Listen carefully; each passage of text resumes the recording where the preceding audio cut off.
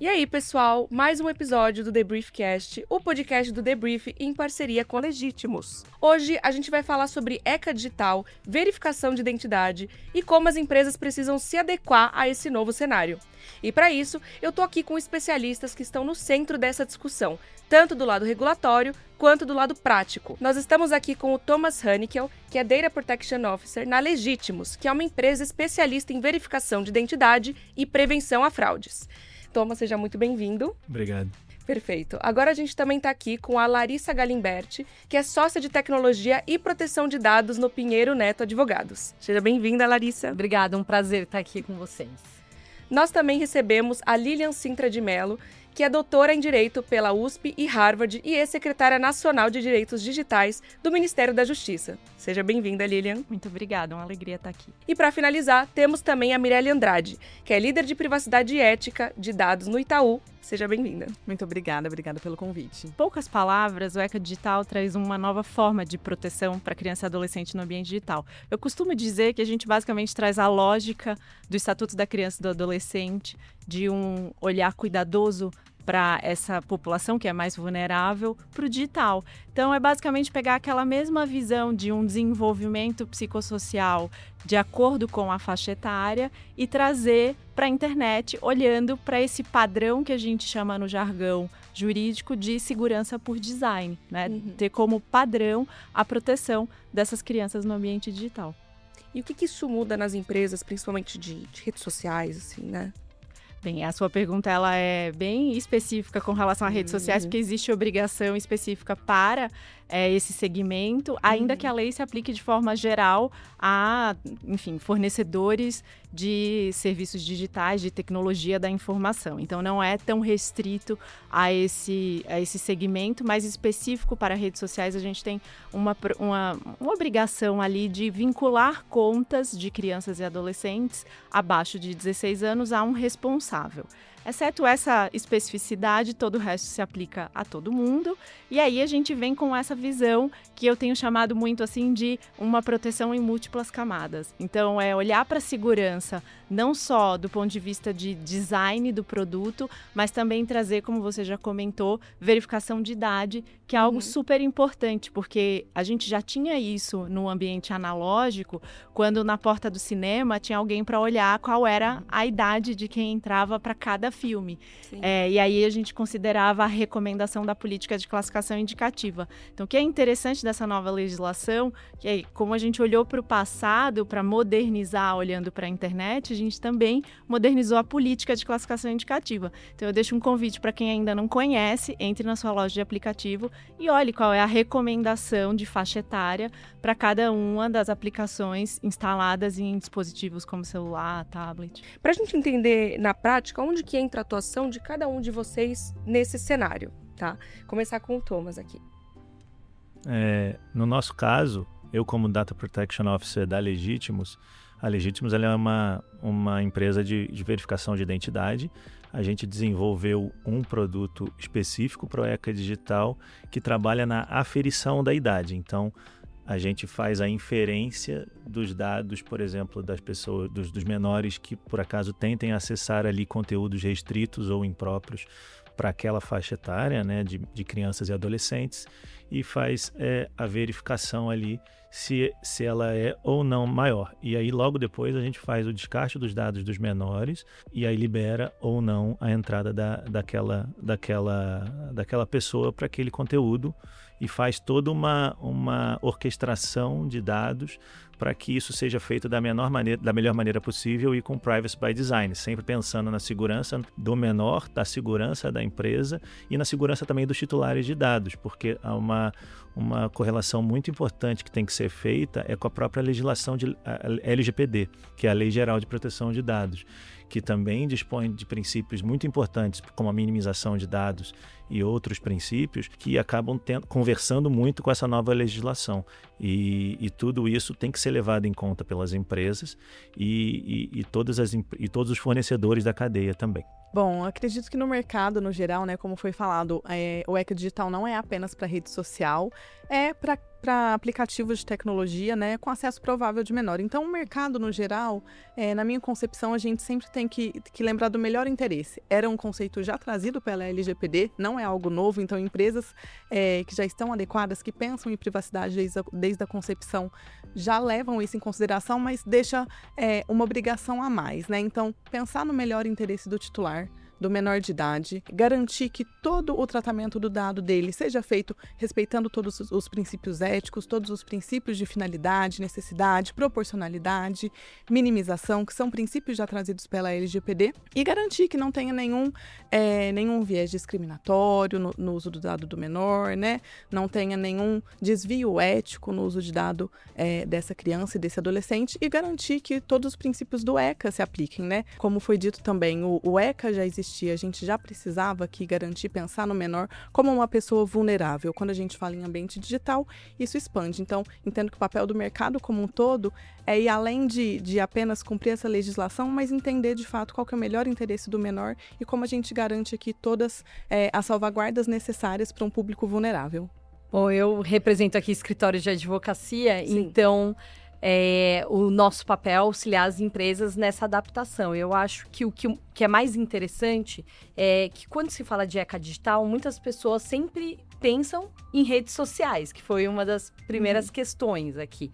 Mas a verdade é que o ECA digital ele vai se aplicar, como bem mencionou, tanto para redes sociais como para qualquer outro, né, dispositivo de tecnologia que possa ser dirigido para criança e adolescente ou que possa ter um acesso provável, porque às vezes não é exatamente dirigido para criança e adolescente, mas pode ter algum atrativo que a criança e adolescente queira entrar naquele aplicativo, queira usar aquele device de tecnologia. Então, como escritório, a gente teve um papel bastante, eu acho que relevante, a gente tem, né, eu acho que os escritórios de advocacia, os advogados têm, de levar esse conhecimento para todas essas empresas que podem ser atingidas. Então, de quem que a gente está falando? A gente está falando de empresas de games, né? Porque são ou dirigidas ou de acesso provável. A gente está falando, eventualmente, de empresas de streaming. A gente está falando de redes sociais também, de aplicativos em geral, né? Os mais diversos aplicativos que podem ter, né? Você precisa analisar aquele conteúdo para saber. Às vezes ele não é direcionado, mas ele pode ter um atrativo. E também para aqueles produtos proibidos, porque existem acessos que vão ser proibidos para criança e adolescente.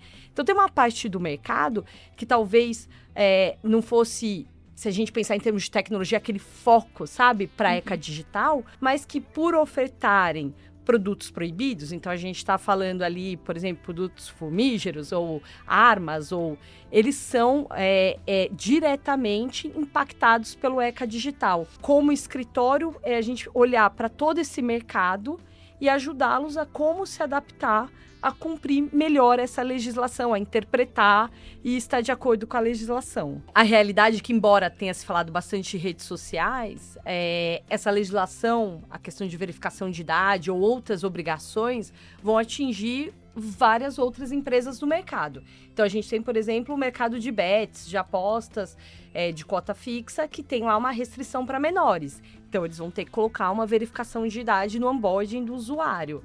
E o ECA Digital se aplica nesse aspecto específico. Você tem empresas de games que elas podem ser atrativas, né, para menores de idade, e existe uma proibição expressa na legislação que não pode ser ofertado loot box para menores, né, que são as caixas de recompensa.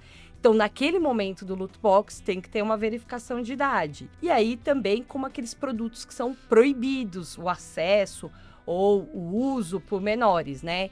Que é tudo aquilo que estiver previsto em legislação. Então, por exemplo, produto fumígero, armas, produto pornográfico, de acordo com o que está na legislação. Então, efetivamente, atinge um mercado como um todo que vai ter que se adaptar, seja nas obrigações de verificação de idade, pensar nas tecnologias para isso, ou outras obrigações como supervisão parental, que a gente pode discutir aqui ao longo da nossa conversa, outras obrigações que eles vão ter que inserir nas plataformas, nos devices, para atendimento da legislação. É interessante também que aplicativos e do marketplace que às vezes a gente nem imagina, como por exemplo marketplaces que eu acabei de citar, podem ter seções dentro desses aplicativos com esses produtos e nesse caso é necessário também uma atenção. E aí por isso que o ECA Digital ele é tão abrangente, ele pensa sempre no interesse do menor e do titular de dados, então isso é muito interessante também. E para você, Lilian? O melhor interesse da criança é também parte da nossa proteção constitucional de criança e adolescente. E ela é bem ampla. Primeiro, coloca como prioridade absoluta. Então, muitas vezes me perguntavam, por que criança e adolescente? Acho que tem uma resposta que a Constituição nos obriga, né? São os mais vulneráveis. Sim. E acho que dentro dessa visão de um arcabouço constitucional bastante amplo e protetivo, a gente tem o melhor interesse da criança e tem essa obrigação compartilhada, é uma responsabilidade compartilhada pelo Estado, pelas famílias e pela sociedade a proteção de crianças e adolescentes. E lá não está escrito se é ou não é no digital, então obviamente que também se aplica ao ambiente da internet. Então, quando a gente começa a discutir, por exemplo, é obrigação de quem? As empresas, que empresas? A gente está olhando no fundo, para essa visão em que não existe um único responsável. Não são só as famílias que precisam prestar atenção no que acontece na tela. Não são só as escolas, que a gente também tem uma lei recente, né, que restringiu o uso não pedagógico de dispositivos em escolas. Mas também quem oferece esses serviços ter essa visão de proteção. E o que eu acho absolutamente interessante desse momento que a gente vive, né, do ECA Digital, é que muito tem sido construído e construído com uma ampla participação. Então, esse ponto específico que a Larissa trouxe, o Thomas também trouxe com relação a acesso provável de criança e adolescente, nesse exato momento tem uma consulta pública aberta da ANPD para definir os termos do ponto de vista de regulamentação a quem se aplica o ECA Digital. Então é interessante também ver que foi um processo de construção de muitos consensos e que hoje a gente está aqui falando em um novo padrão de proteção no digital, mas que também vem desse lugar, né, desse diálogo assim, e que é muito interessante. E acho que também convida todos nós da sociedade, independente do lugar onde a gente está ou ocupa, né, a participar e enfim, contribuir para que essa lei, de fato, tenha os efeitos a que ela se propôs trazer. Tem muita gente que pensa que o ECA Digital veio de uma comoção social que a gente viveu no ano passado com a viralização do vídeo do youtuber Felca. Então essa discussão ela surge antes da mobilização maior que veio com o vídeo e desde 2022 nós discutíamos o PL 2628 que se transformou, né, na lei que é o ECA Digital. Então o que é também assim algo que pelo menos para mim mostra muito da capacidade de mobilização do tema, é que por muito tempo tentamos fortalecer a ANPD e quando apareceu a oportunidade de olhar para a criança e adolescente, para essa proteção, nós conseguimos o que a ANPD precisava, transformamos em agência reguladora com todas as suas proteções, com um fortalecimento institucional, com uma carreira de 200 novos especialistas chegando na ANPD. Então, assim, foi uma construção de várias frentes para poder chegar em março desse ano com um arcabouço institucional e normativo mais completo. E agora, a partir de março, né, a ANPD até já divulgou qual é o seu cronograma com relação à regulamentação da lei. Agora fica nas mãos da autoridade tomar essa decisão com relação a especificidades que tem muito a ver também com o avanço da tecnologia, tem muito a ver com essa regulação responsiva de ouvir os setores. Ela já notificou algumas empresas, mais ou menos 37 empresas, para que apresentassem o plano de conformidade. Então, como vocês estão se adaptando para o ECA Digital? Com isso, vão surgir, provavelmente agora, alguns guias, algumas regulamentações, enquanto as empresas ainda estiverem em adaptação, porque há bastante discussão dentro da própria legislação. Qual é a interpretação, onde que eu tenho que pôr a verificação de idade, é no onboarding, é na hora que o conteúdo que é proibido aparece. Então, é um momento, como a Lilian bem falou, de construção, acho, conjunta, diálogo, sociedade com autoridades, com as empresas que estão ali no entorno dessa legislação para construir um ambiente melhor para crianças e adolescentes online, né? E a gente também sabe, né, que a Europa já tinha leis parecidas com essa antes de chegar no Brasil, aquela coisa. Qual seria, assim, a principal diferença entre a regulação europeia para a brasileira? A nossa ideia de ECA Digital, ela olhou muito para, basicamente, essa visão de o que a gente tinha em termos de proteção na década de 90 que precisa de atualização para a internet.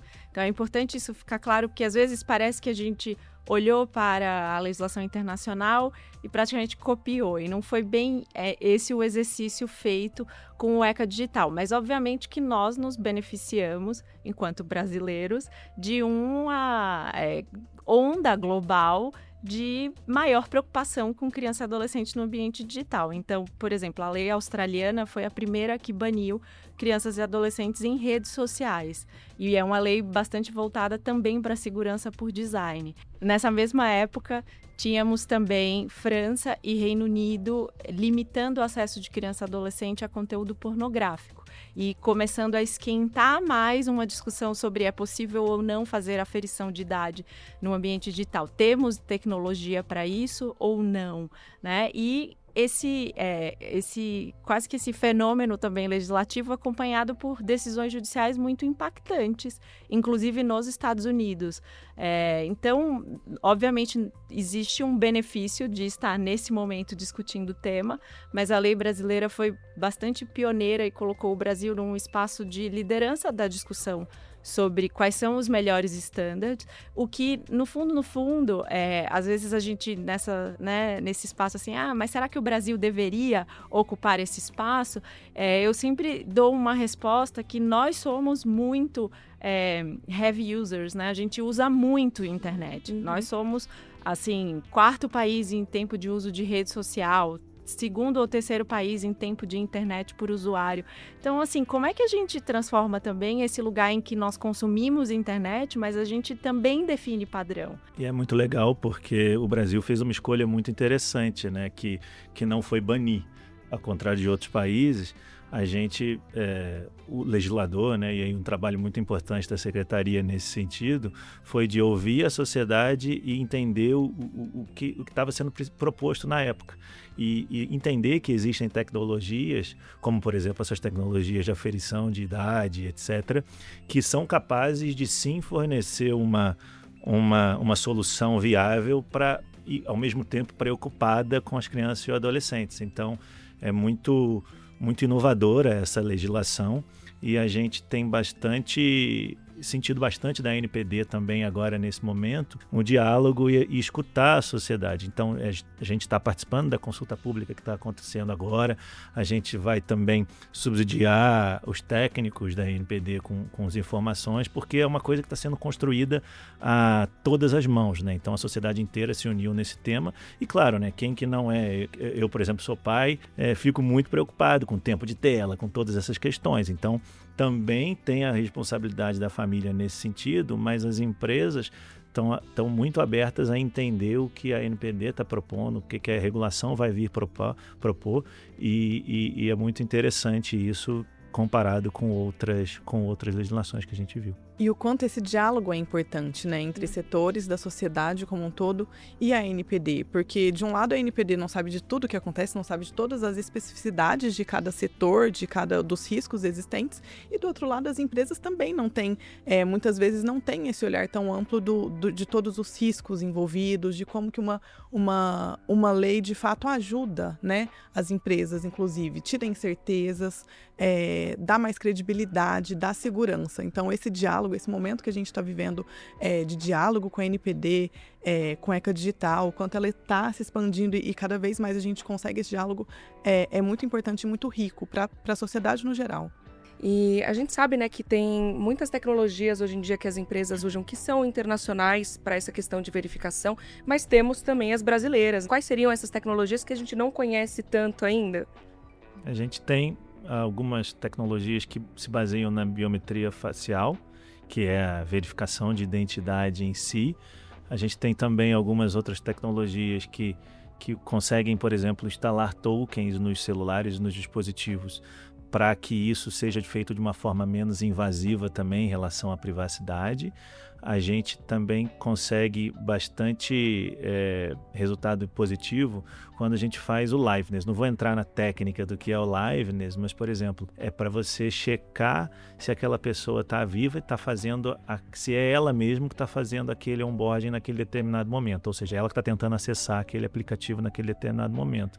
Isso é muito importante porque hoje a gente tem muita tecnologia de deepfake e que estão cada vez mais sofisticadas. IA, então, né? Com o IA, então a pessoa pode se passar ali. Teve um caso interessante, né, no início do ECA Digital, que as crianças estavam pegando a foto do Ronaldinho Gaúcho, colocando na frente da tela e falando, agora eu vou entrar aqui nesse jogo para poder jogar a parte que não é adequada para menores. Então, mas nesse caso, a gente tem a possibilidade de empresas nacionais e internacionais também, mas nacionais principalmente, de desenvolver e a oportunidade de desenvolver uma tecnologia proprietária e que seja tão eficaz para a proteção do menor quanto outras tecnologias que a gente às vezes nem sabia que existiam, né? Eu acho que também, não sei se a Mirella pode contribuir também um pouco com o que o Itaú tem feito nesse sentido, mas eu acho muito interessante como a gente às vezes fica olhando para fora, mas dentro do Brasil a gente é tão bom ou melhor, né, inclusive, né, do que essas outras tecnologias. O setor financeiro é um setor altamente regulado, né, que a gente precisa de muita salvaguarda, porque a quantidade de fraude, por exemplo, que a gente tem no setor financeiro é absurdo. Então, no mesmo ritmo que as tecnologias avançam, as fraudes também avançam. Então, a gente sempre tem que estar um correndo atrás do outro, né? Então, acho que, como muito bem falado aí pelo Thomas, tecnologias aqui de biometria facial, claro, a gente sempre tem que pensar na proporcionalidade, né? Para que eu estou usando aquela tecnologia? Eu, de fato, preciso de toda essa invasão de privacidade, não vou dizer invasão, mas de todo esse tratamento de dados. Então a gente tem que sempre pesar aqui a proporcionalidade, né? Para que eu estou fazendo aquilo? Mas é muito importante a gente sempre estar com tecnologias avançadas porque é necessário a gente prevenir fraude, principalmente. Então tecnologias como biometria são muito relevantes em diversos setores da sociedade, são de fato muito necessárias. E tem outras tecnologias inúmeras aqui, um pouco menos sofisticadas, mais sofisticadas, mas, por exemplo, desde uma verificação de documento, né? Uma documentoscopia, por exemplo, é algo que muitas vezes pode ter um tratamento excessivo de dados, por estar ali, ter uma coleta um pouco maior, mas é uma verificação muito assertiva, né? É muito cara crachá ali.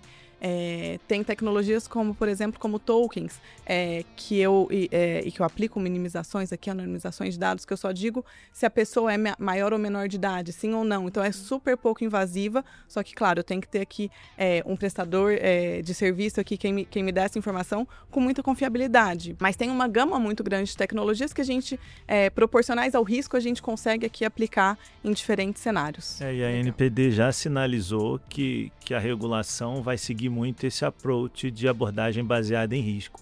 Então, é muito importante que as empresas que são afetadas pelo ECA Digital, elas avaliem com cautela e com cuidado todas essas tecnologias e, ao mesmo tempo, utilizem em segurança, né? E com segurança por design, né? Por padrão, que foi o propósito da legislação como um todo e como já era na LGPD e já era também, até no Marco Civil, a gente já tinha alguns detalhes disso, mas a LGPD ela foi a legislação que trouxe para o Brasil essa questão da privacidade por design. Certificações também de segurança da informação são muito importantes para esse tipo de tecnologia e outras certificações também, né, muito focadas também nesse nicho de aferição de idade. Então a gente tem certificações muito nichadas, que são iBeta, e que as empresas têm buscado e tem conseguido para garantir uma segurança aos titulares e às crianças e adolescentes e, ao mesmo tempo, também atender as empresas nesse sentido. Uma pergunta que a gente recebe bastante é qual tecnologia eu uso? Eu uso biometria? Eu uso token?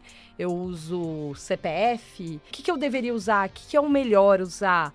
Não, então eu vou esperar a NPD, o Ministério da Justiça, regulamentar isso. Mas a grande verdade é que a tecnologia evolui. E cada uma vai ser melhor adaptada ao tipo de serviço. Então, se você é um banco, se você é uma empresa de games, se é uma empresa de betting, se você é um streaming, você tem que sentir naquele onboarding o que é mais efetivo. E talvez não tenha uma única solução. Então, é importante a gente contar, porque às vezes as pessoas falam, nossa, tem que ter biometria. De repente, não precisa ter biometria, ou tem que ter o token. Depende do serviço. Então, a Autoridade Nacional de Proteção de Dados, na verdade, a agência, né, agora de proteção de dados, ela emitiu até um guia falando de algumas tecnologias, né, algumas formas dessa aferição de idade, mas em nenhum momento desse guia ela fala para as empresas, ou ela determina, use essa tecnologia, use essa metodologia. Ela faz até uma análise de risco, né? Então, quando você entra num site, só é autodeclaração, né? Eu sou maior de 18 anos. Claramente, não vai ser a metodologia aceita para um aplicativo que é proibido para menor. Mas, dentro das outras espécies, cabe também a cada um dos players do mercado entender o que é melhor naquela prestação de serviço. E eu não acredito que vai vir nada assim do governo falando você tem que usar desta forma. E por quê? Porque tecnologia evolui.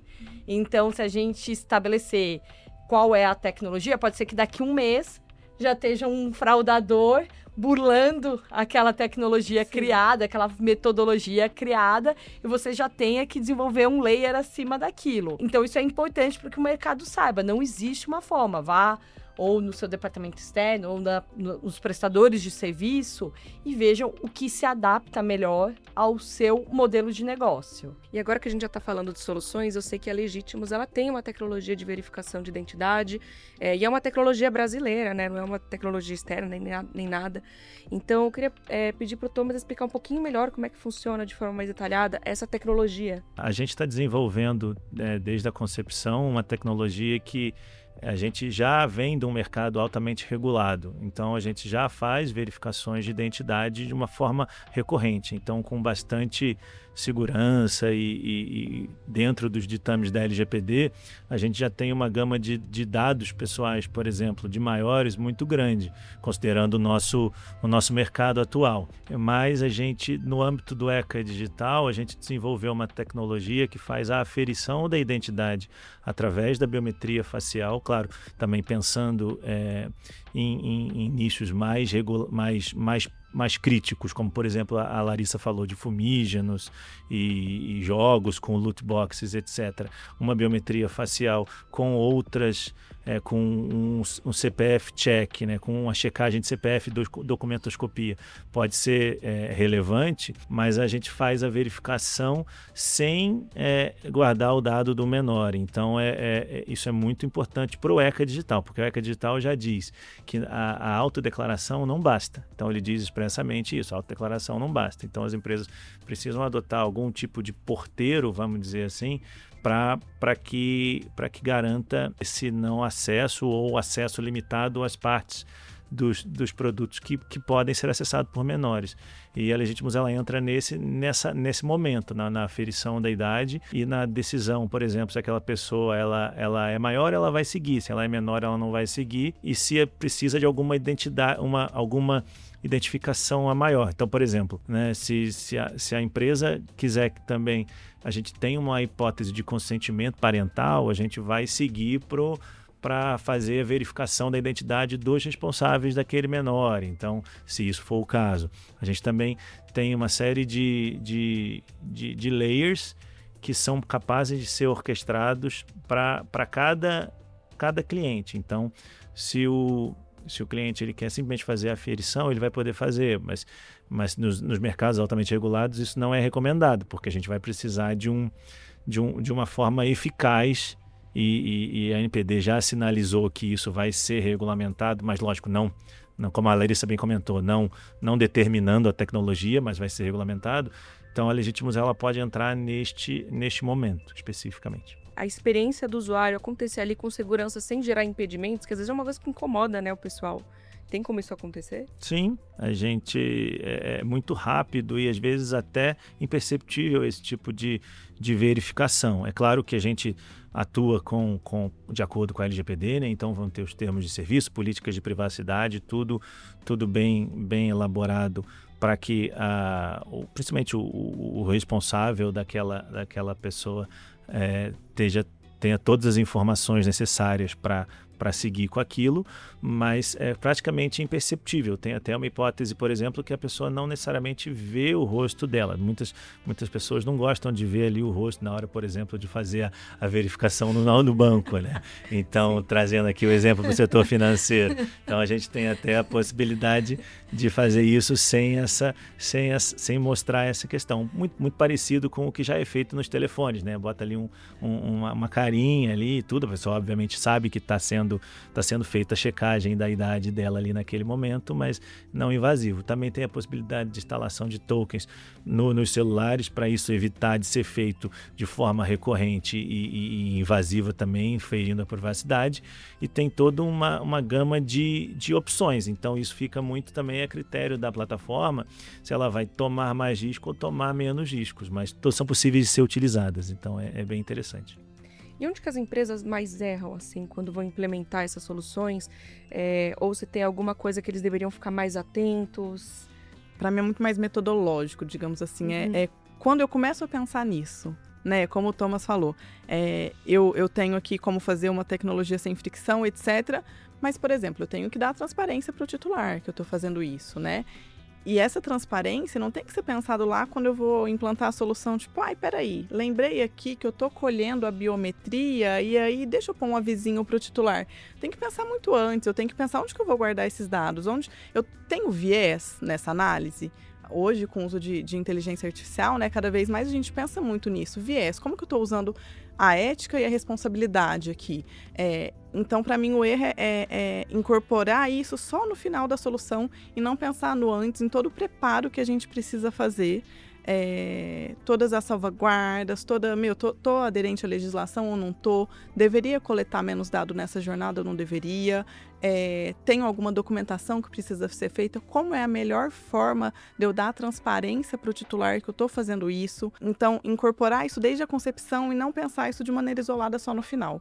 Para mim é muito mais metodológico, digamos assim, do que técnico. Quando o ECA ele foi editado, muita gente falava assim, essa verificação vai ter que se aplicar a tudo e a qualquer pessoa, logo no início. Acho que a empresa entendeu um pouco melhor o meu modelo de negócio, o meu produto, o meu serviço, o meu aplicativo.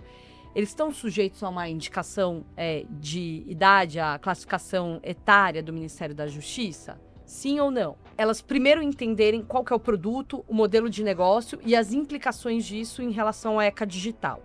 Então, a primeira parte seria a classificação indicativa do Ministério da Justiça. Entender, esse meu aplicativo, ele tem que ter uma classificação indicativa. Qual que é essa classificação de acordo com essa nova regulamentação, né? Não é nova, mas teve uma revisão recentemente.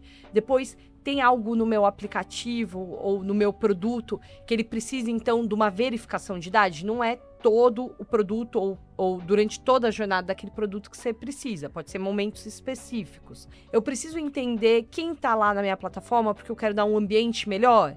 Então, com isso, você vai construindo dentro da sua plataforma, do seu produto ou serviço, onde você vai precisar do prestador de serviço, você vai ter que ter mais atenção ao conteúdo ofertado, e tem acho que é legal a gente contar, tem uma obrigação específica de supervisão parental dentro do ECA digital. Ou seja, você precisa proporcionar naquelas plataformas, né, naqueles produtos, sejam direcionados para menores ou de acesso provável para menores, uma supervisão parental, que eles possam entender quanto tempo aquele menor ficou naquela plataforma, ou se vai fazer transação na plataforma, para ter esse tipo de controle. Então, tudo isso precisa olhar do ponto de vista do seu produto para saber como se adaptar, que é um pouco o que você estava falando, que é nessa hora de colocar o produto no ar, ou de fazer essa revisão do produto no ar, que você precisa estar atento, senão você vai estar sempre correndo atrás de como adaptar algo que ficou ali para o fim da fila. E acho que nesse ponto específico, algo que tem que ficar claro para o mercado em geral é que, diferente de outros momentos do digital em que a gente conseguia, depois nos termos de uso, ou na política de privacidade, dar uma ajustada, no caso do ECA digital, como ele pensa desde a concepção uma visão de segurança e uma segurança também por padrão. Então, a Larissa falou aqui especificamente de ferramentas de bloqueio parental, né? Ferramentas de supervisão parental. Elas precisam, hoje, de acordo com a legislação, vir por padrão a mais protetiva possível. E aí, por que então é uma limitação? Por que não é? Porque é possível ir lá nas suas configurações e desabilitar parte das ferramentas da forma como está colocado ali, mais protetiva por padrão. E aí eu vou aproveitar a oportunidade só para, porque eu acho que tanta coisa importante foi dita aqui, para colocar de uma forma muito direta para quem está pensando, eu não tô, eu ainda estou um pouco perdido, como que eu vou trazer isso para o meu dia a dia, que, como a Larissa falou, como que eu olho para o meu produto? E aí tem 3 regimes dentro do ECA Digital que são super importantes. Um tem a ver com conteúdo proibido ou inadequado para crianças e adolescentes. Então, esse daí é aquele que a classificação indicativa vai indicar a faixa etária e o bloqueio parental, a supervisão parental é suficiente para, por exemplo, crianças de 10 não terem acesso a conteúdo de 12 anos, classificado como 12 anos, ou aplicativos de 12 anos, né? Então, nesse espaço, a gente tem um protagonismo muito grande das famílias. Elas vão decidir se vão manter a proteção por padrão ou não. Quem tem, por exemplo, um aplicativo de classificação livre ou de classificação 14 anos, tem que estar preocupado, na sua concepção do produto, em ter essas ferramentas e conseguir comprovar que elas funcionam da forma mais protetiva por padrão. Tem uma outra parte desse regime que é conteúdo e produtos e serviços proibidos para menores de 18 anos. Então vejam que a gente não fala mais de inadequados, a gente fala de proibido, que é o que a lei expressamente veda, que já foi falado aqui algumas vezes, né? Fumígenos, armas, bebida alcoólica, conteúdo pornográfico. Também temos legislação específica para jogos e apostas. Então, se existe esse tipo de oferta na sua plataforma, ele coloca dentro de um espaço de conteúdo proibido para criança e adolescente. A principal ferramenta para a proteção deste grupo é a verificação de idade, a aferição de idade, que acho que também já foi colocado aqui de várias formas, uma classificação diferente de verificação de identidade, que as pessoas têm medo. Nossa, mas agora para comprar bebida alcoólica eu vou ter que dar o meu CPF? Não vai precisar se identificar, mas precisa dar um sinal de idade que é maior de 18 anos. Então, por que é tão importante ficar claro?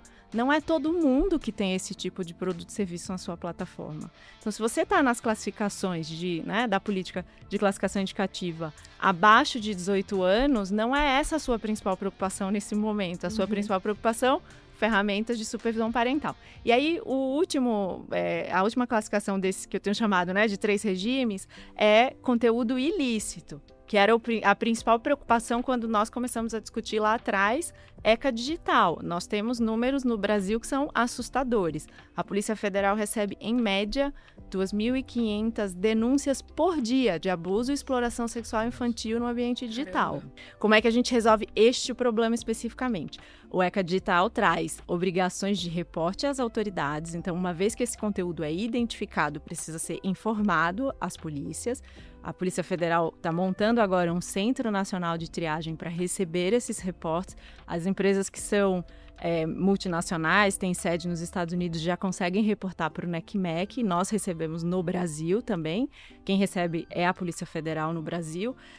E para este tipo de conteúdo, a empresa que tem o risco, e aí muito provavelmente são aquelas de conteúdo de terceiro que tem esse risco maior, precisam colocar também de pé ferramentas de monitoramento de conteúdo ilícito. Então, uma vez identificado, reporta às autoridades e aquele conteúdo é retirado do ar com a preservação da cadeia de custódia da prova, porque a gente precisa punir os criminosos que estão por trás daquilo que está lá. Então, assim, o que a Larissa trouxe aqui, qual é o risco que envolve o seu negócio? Isso muda desde a concepção, como foi trazido pela Mirella, a implementação do ECA Digital é super importante. E a gente precisa mudar a lógica. Não dá mais para, no fim do processo, sentar com o jurídico e falar justos termos de uso, porque agora não vai ter termos de uso suficiente para resolver o problema sozinho, Pensando no longo prazo, por exemplo, como é que o que vai diferenciar essas empresas que já investiram em soluções mais robustas, com tecnologias melhores e tal, que trataram isso como prioridade,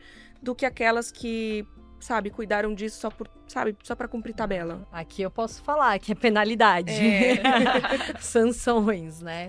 Toda essa legislação, ela traz um arcabouço, né, que a gente fala de penalidades, que pode ser desde multa até suspensão de atividades, suspensão daquele determinado serviço que está sendo prestado. Isso está bem claro no ECA Digital, mas não para por aí. Se a gente pensar a proteção da criança e do adolescente, ela envolve diversas autoridades dentro do governo, né? Pode eventualmente envolver questões de consumidor.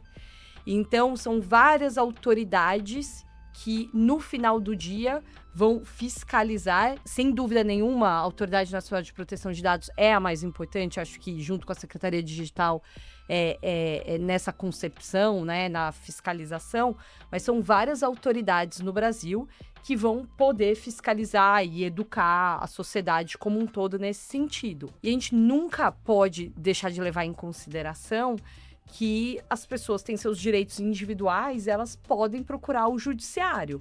Então, deixar isso para um momento posterior é arriscado do ponto de vista de ser um direito tão importante, que é a proteção dos menores no país. Eu acho que isso não tem dúvida dentro do Congresso, não tem dúvida no judiciário, não tem dúvida para as empresas, né, para o setor privado, e que uma causa dessa no judiciário não é algo que ninguém quer enfrentar, ou dentro do Ministério Público, ou dentro da NPD.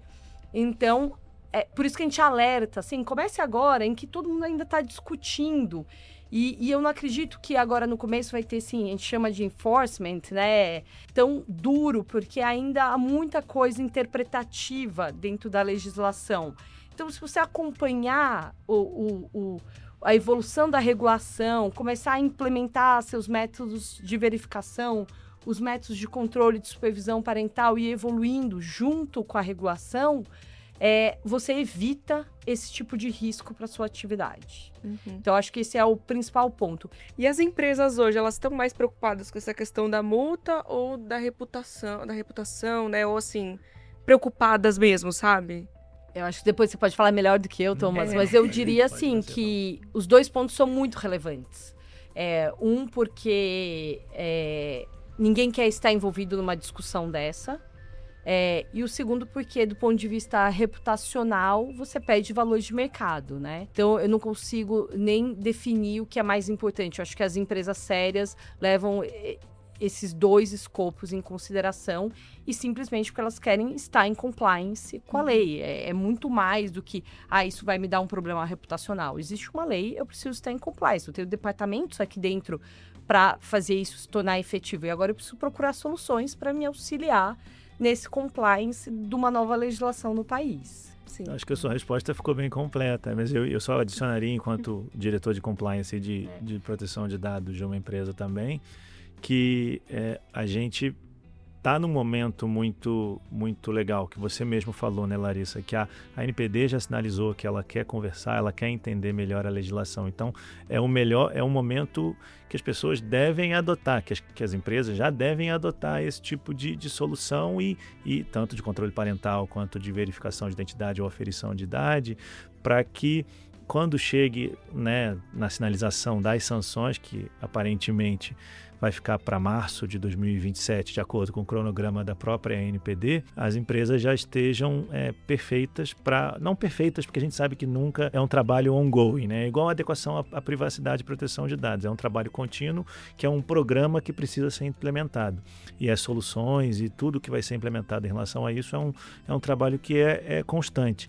E se a gente implementar desde agora, isso facilita muito, inclusive, para a eventual prova e que você está envidando ali, essa palavra, vou usar uma palavra do jurídico aqui de contratos, né? Evitando os melhores esforços para poder se adequar à legislação. Queria só pegar um gancho, claro, no que a Larissa e o Thomas trouxeram, porque o ECA Digital escolhe a autoridade administrativa para fiscalizar e normatizar ao assunto, que é a Agência Nacional de Proteção de Dados. Mas, ao mesmo tempo, como a Larissa colocou, essa é uma legislação que se insere num ecossistema de proteção da infância que é muito maior e com 35 anos de idade é muito mais robusto. Então, aqui a gente não tem obrigações que estão somente relacionadas a uma autoridade administrativa, mas também teremos todos esses outros atores do sistema de garantias atuando também no processo. Então, é importante que fique claro que o prazo de março de 2027 é o prazo da ANPD, mas que, para quem está nos ouvindo, não pensar assim, ufa, tem um tempinho, porque dependendo do risco envolvido na sua atividade, talvez tenha ações da Justiça, do Ministério Público, enfim, de todos esses outros atores, do próprio CONANDA, que é um conselho importante na proteção de crianças e adolescentes, muito pioneiro também, que possa aparecer antes dessa ação da ANPD. Então, e uma coisa que eu gosto de dizer muito, eu concordo 1000%, tem um risco reputacional, tem um risco das sanções da lei, mas eu acho que existe um pacto social, assim, que nós escolhemos desde 1988 de colocar criança e adolescente como prioridade absoluta.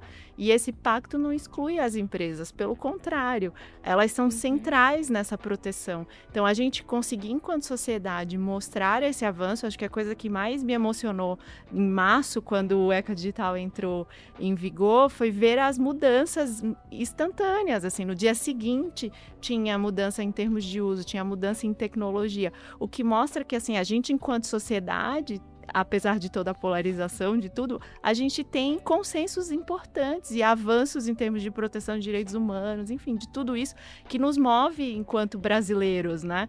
Então, acho que isso é muito importante, assim, para as empresas que ficam, às vezes, colocando um pouco na conta uma visão mais utilitarista, também ter um pouco essa visão mais humana, né, dentro do pacote. E como que a gente pode medir, na prática, se uma empresa está realmente protegida e protegendo os outros? As empresas precisam implementar o que a gente fala, um programa de compliance para a ECA Digital.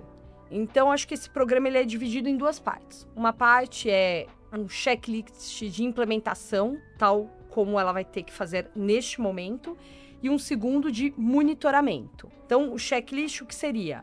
Olhar para o ECA Digital, para o decreto que regulamentou e eventuais guias e publicações que virão da Autoridade Nacional de Proteção de Dados e entender o que ali eu tenho de princípios, então aquele princípio da privacidade, da proteção do menor, que tem que permear a minha plataforma, e o que eu tenho ali de obrigações propriamente ditas. Então, se eu preciso fazer uma verificação de idade, um controle parental, se eu tiver o loot box, então proibir aquele acesso para menor, e com aquilo fazer a implementação. Para quê? Para, by design, eu deixar o meu aplicativo, o meu produto pronto para o ECA Digital. Mas não para ali. Por quê? Porque eu tenho uma parte de monitoramento. E o que quer dizer o monitoramento? O monitoramento é aquele conteúdo, né, ilícito que eu preciso verificar para te retirar. Ou se tiver um canal de denúncia, né? Então, eu preciso manter aquele canal de denúncia em determinadas hipóteses. Ou eu não permitir menor, mas em determinadas hipóteses eu começo a ver que tem um comportamento de alguém que talvez seja menor e tem uma peculiaridade ali na legislação falando sobre isso. Então, eu acho que é implementação mais monitoramento como um programa de compliance e olhando isso de acordo com a evolução da tecnologia, porque de repente eu implemento ali uma verificação de idade que ontem era ótima, mas agora ela já não é a melhor. Então, eu tenho que caminhar junto com a tecnologia nesse meu programa de implementação. E foi muito importante o ponto trazido pela Larissa, porque é caso a caso, não existe uma única receita de bolo. Cada empresa, cada modelo de negócio, às vezes dentro da mesma empresa, a depender do aplicativo, da aplicação de internet, vai ter uma solução diferente. Então, é muito importante mesmo procurar nesse momento os programas de compliance para ter essa dimensão do tamanho do risco e saber que, obviamente, que a lei foi pensada muito em ações que são proporcionais ao risco. Então, se não existe o risco, não se desesperem, porque a lei não vai ter um peso regulatório alto, ela será mais dura para aqueles que têm um risco maior. Então, às vezes, existe também até uma preocupação, será que eu faço porque eu não sei exatamente onde vou chegar e vou sair com uma lista enorme de coisas para fazer? Saiba que, assim, tem gente que vai sair com uma lista pequena, tem gente que vai sair com uma lista maior, mas é muito importante fazer esse exercício, passar por esse checklist que foi colocado aqui, para que todo mundo tenha como comprovar não só a questão da boa-fé, como a proporcionalidade ao risco, que é algo central no ECA Digital. Bom, só então, para a gente complementar a sua fala, a gente tem visto muitas empresas que estão nessa zona que você mencionou de mais crítica, né, com maior periculosidade, né, vamos dizer assim, para o ECA Digital, que vai ter um checklist maior, que vai ser aquelas empresas que são realmente com acesso proibido a menores e adolescentes, tem procurado a gente para entender as soluções e para desenvolver junto. O que a gente tem feito muito dentro de casa, auxiliar mesmo essas empresas a definir qual o nível e o que elas precisam fazer exatamente para se adequar ao ECA Digital. Então, a gente, do ponto de vista de tecnologia, a gente dá as opções, a gente faz um trabalho, né, de entender, eu principalmente, fazendo um trabalho ali como diretor de compliance, para entender as necessidades, trabalhar junto com o time de produto das empresas e da própria Legítimos também, para deixar o produto e o que vai ser ofertado ao mercado de uma forma com segurança e com privacy by design, e também para fazer de uma forma customizada e quase que artesanal, tailor-made mesmo, para que aquilo seja feito para a empresa, para a pessoa que está procurando a solução. Então, acho que é bom colocar esse ponto mesmo. Perfeito, então, pessoal. Queria agradecer novamente a todos vocês pela conversa e dizer que a gente teve aqui uma visão muito clara que esse tema já é uma realidade e o que as empresas devem começar a fazer, né? Se já não estão fazendo. Então, muito obrigada também para quem assistiu até agora. E não percam os próximos episódios do The Briefcast.